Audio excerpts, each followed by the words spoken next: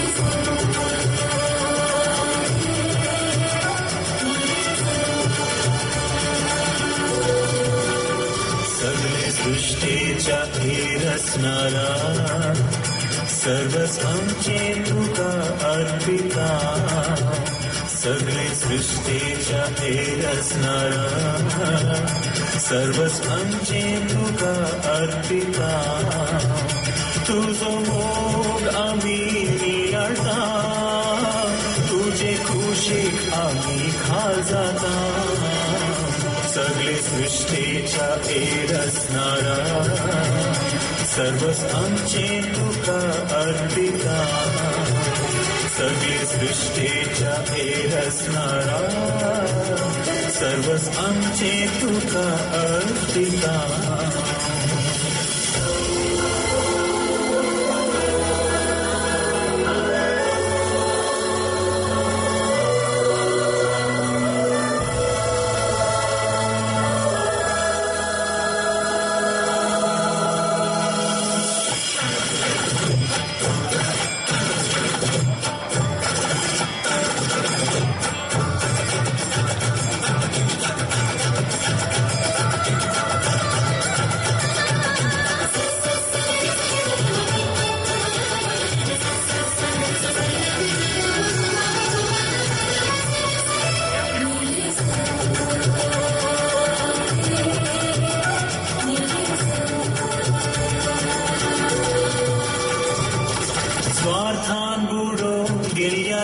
संसारान त्याग आणि सेवेस उजवाड फाकलोय स्वार्थान बुडोवन गेल्या ह्या संसारान त्याग आणि सेवेस उजवाड फाकलोय अशांती भरून गेल्या आमच्या काळजान शांतीचो संदेश जोडून दिलोय अशांती भरून गेल्या आमच्या काळजान शांतीचो संदेश जोडून दिलोय नव्या जिविताचो अस्रो जालोय मोगान जियेन तुवें आदेश दिलोय सगळे सृष्टेच्या हेर असणारा सर्वच आमचे तुका अर्पिता सगळे सृष्टेच्या हेर असणारा सर्वच आमचे तुका अर्पिता